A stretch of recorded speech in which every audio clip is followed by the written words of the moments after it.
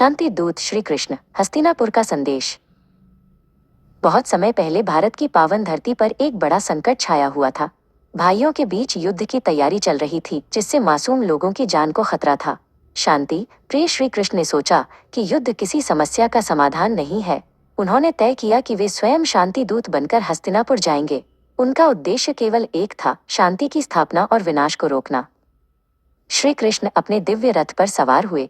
उनके कुशल सारथी दारुक ने 4 शक्तिशाली सफेद घोड़ों की लगाम थामी। हवा में शांति का प्रतीक ध्वज लहरा रहा था।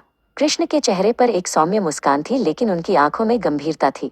वे जानते थे कि शांति का मार्ग कठिन है, फिर भी उन्होंने न्याय की ओर अपना पहला कदम बढ़ा दिया। हस्तिनापुर पहुंचकर श्री कृष्ण ने राजमहलों के ऐश्वर्य को ठुकरा दिया। उन्होंने महात्मा विदुर के साधारण घर में ठहरना पसंद किया। विदुर एक अत्यंत बुद्धिमान और न्यायप्रिय व्यक्ति थे। रात के समय दोनों ने बैठकर युद्ध को रोकने के उपायों पर चर्चा की। विदुर की आंखों में कृष्ण के प्रति अपार श्रद्धा थी और वे कृष्ण के शांति प्रस्ताव से बहुत प्रभावित थे। अगली सुबह श्री कृष्ण हस्तिनापुर की राजसभा में पहुंचे। महाराज धृतराष्ट्र अपने ऊंचे सिंहासन पर विराजमान थे।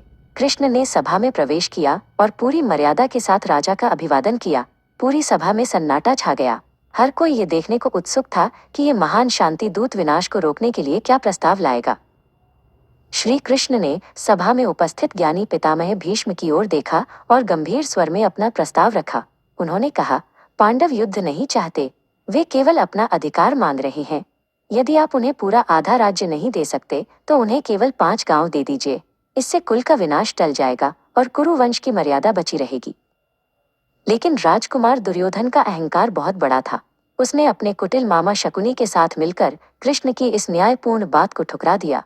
दुर्योधन क्रोध से भरकर चिल्लाया, 5 गांव तो क्या, मैं बिना युद्ध के सुई की नोक के बराबर भी जमीन पांडवों को नहीं दूंगा। शकुनी के चेहरे पर एक कपटपूर्ण मुस्कान थी। दुर्योधन ने मर्यादा की सारी सीमाएं पार कर दी। उसने अपने सैनिकों को आदेश दिया कि शांतिदूत कृष्ण को बंदी बना लिया जाए। वो लोहे की भारी जंजीरें लेकर कृष्ण की ओर बढ़ा। सभा में मौजूद सभी लोग दंग रह गए, लेकिन कृष्ण जरा भी विचलित नहीं हुए। वे अपनी जगह पर अचल खड़े रहे और उनके चेहरे पर एक रहस्यमय मुस्कान बनी रही। अचानक पूरी सभा में एक दिव्य और अलौकिक प्रकाश फैल गया। श्री कृष्ण ने अपना विशाल विश्वरूप प्रकट किया। उनके एक नहीं, अनेक मुख और हाथ दिखाई देने लगे, जिनमें ब्रह्मांड के सारे तत्व समाये थे। उनके तेज से सबकी आंखें चौंधिया गईं।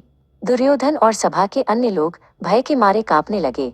भगवान ने दिखा दिया कि अनंत को कोई बंदी नहीं बना सकता।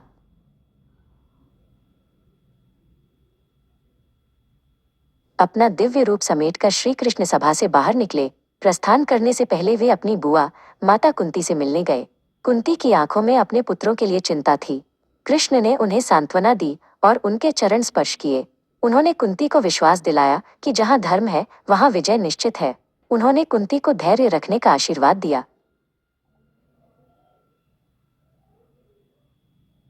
श्री कृष्ण हस्तिनापुर से विदा हुए। शांति का उनका अंतिम प्रयास विफल रहा था, क्योंकि अहंकार ने विवेक का रास्ता रोक दिया था। अब युद्ध अनिवार्य हो गया था। कृष्ण ने दूर आकाश की ओर देखा और मन ही मन उस महायुद्ध की तैयारी करने लगे जहां धर्म की जीत होनी थी। उन्होंने दुनिया को सिखाया कि शांति के लिए हर संभव प्रयास करना चाहिए।